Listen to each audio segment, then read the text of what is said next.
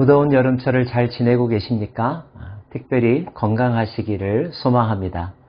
오늘은 사무엘하 6장입니다.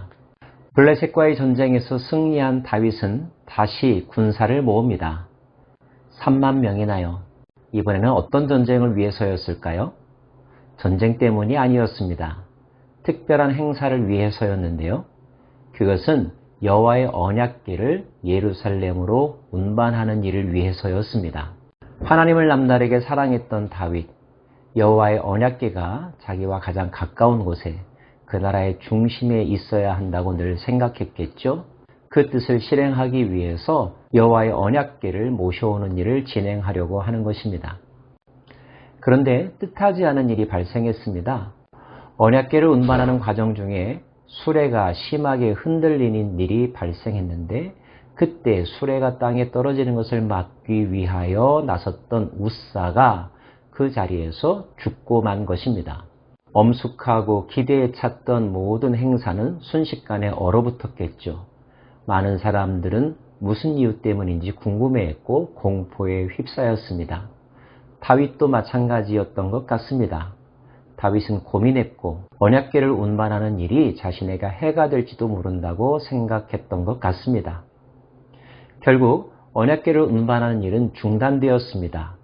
그리고 오벳 에돔이라고 하는 사람의 집에 머무르게 되었죠. 그렇게 3개월여의 시간이 지났습니다. 어떤 사람이 다윗에게 보고했습니다. 여호와의 언약궤로 인하여서 오벳 에돔의 집이 큰 복을 누렸다는 이야기였습니다. 다윗은 원점에서부터 다시 생각했습니다. 여호와를 모셔오는 것이 문제가 아니라는 것. 여호와를 모셔오면 복을 받는다는 것을 깨닫게 된 거죠. 그러면 그때 그 일은 왜 일어났을까요? 아하, 다윗은 하나님 때문이 아니라 하나님의 언약궤를 모셔오는 그들의 태도와 방식에 문제가 있다는 사실을 알게 되었습니다. 이제 운반의 방법을 바꾸었습니다.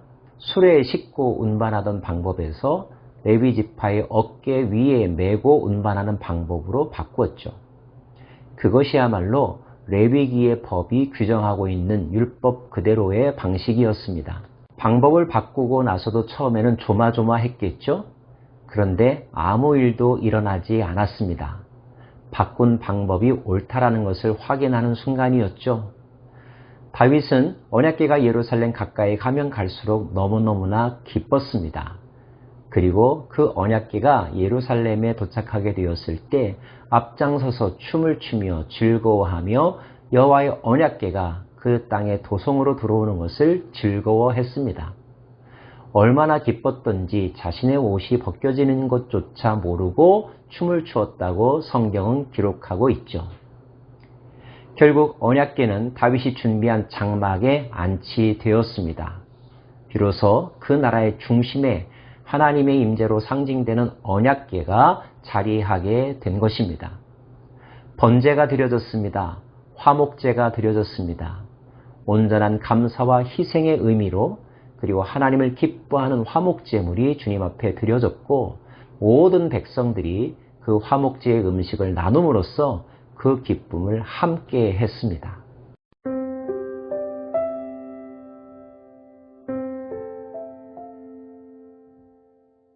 그런데 그 와중에 한 사람은 마음이 기쁘지 않았습니다.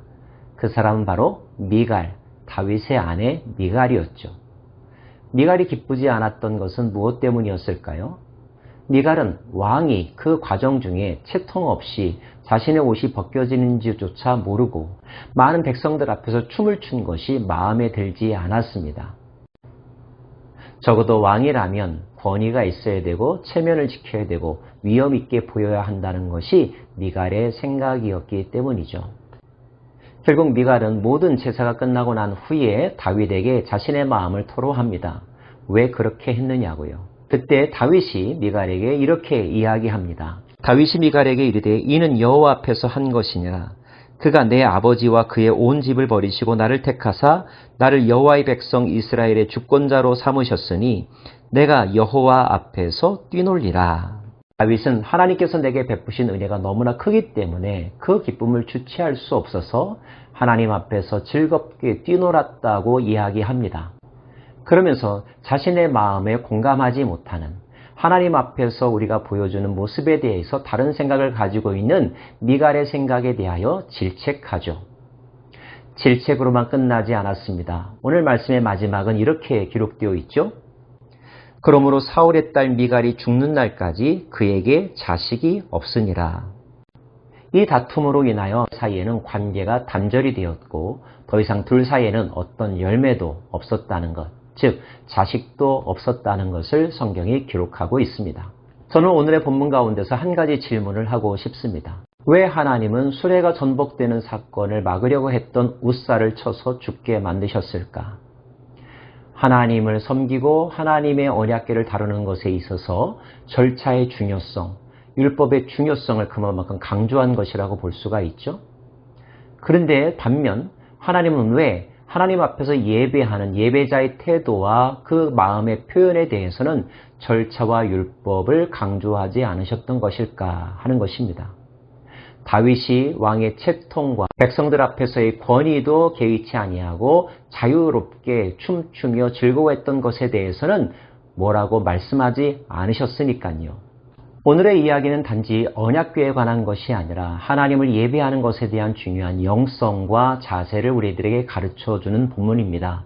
결론적으로 말하면 하나님은 우리가 하나님을 모셔오는 것에 대해서는 절차의 중요성을 강조하셨지만 우리가 하나님 앞에서 기뻐하는 것에 대해서는 어떠한 형식의 굴레도 씌우지 않으셨다는 것이죠. 다윗은 왜 여호와의 언약궤를 모셔오는 일에 있어서 레위기의 법대로 하지 않았을까요? 왜 그는 군사를 3만 명이나 동원했고 최고의 운송수단 방식을 채택했던 것일까요? 물론 그 마음속에는 하나님을 경외하는 마음, 사랑하는 마음도 분명히 있었을 것입니다. 그러나 그런 마음 속에 자신도 모르게 숨어있던 옳지 못한 생각이 있었죠. 그것은 바로 자신이 하나님을 위해서 뭔가를 할 수 있다는 생각, 인간의 교만, 자신의 방식대로 해도 된다라고 하는 안일함이었습니다. 하나님은 웃사의 사건, 베레스 웃사라고 불리는 이 사건을 통하여서 하나님을 하나님 되게 하는 것, 하나님을 함부로 생각해서는 안 된다는 것을 일깨워 주셨다는 것입니다. 그러나 그 다음에 다윗이 보여준 행위에 대하여서 하나님이 아무런 제재도 하지 않으신 것은 하나님을 기뻐하는 자의 마음과 그것을 표현하는 형식에 있어서는 자유함을 주셨다는 것이죠. 나를 잊어버리고 하나님에게 몰입하는 것, 하나님의 세계에 푹 빠져 있는 것, 여호와 앞에서 즐거워하는 것, 이것을 하나님은 오히려 기뻐하시고 격려하시고 그리고 함께 즐거워하신다는 것, 이 사건이 보여주고 있습니다.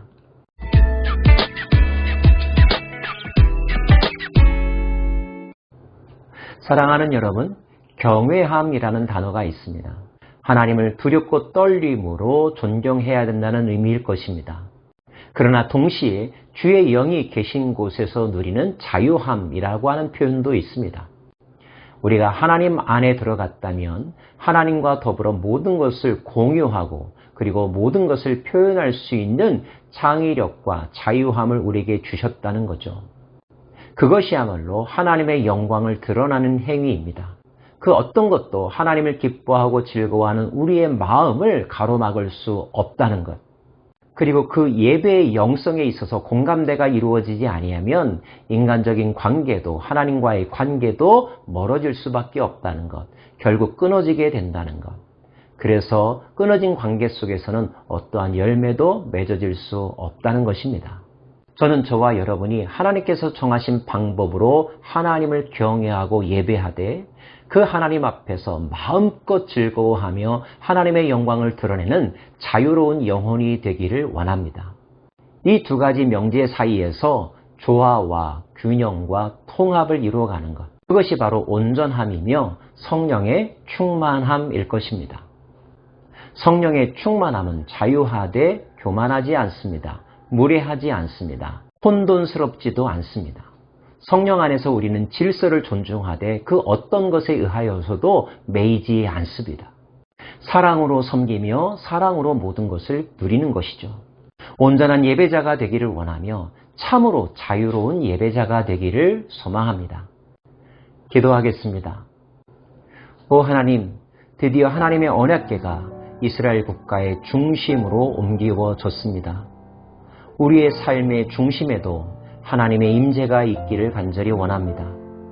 하나님의 임재로 나아갈 때 두렵고 떨림으로 나아가지만 기쁨과 평강의 마음으로 즐거워하며 또한 나아가기를 원합니다. 성령 안에서의 자유함을 누리되 성령의 거룩함을 경험하는 예배자가 되게 하여 주시고 경외함 속에서 희락과 평강을 누리는 저희들 되게 하여 주옵소서. 예수님의 이름으로 기도합니다. 아멘.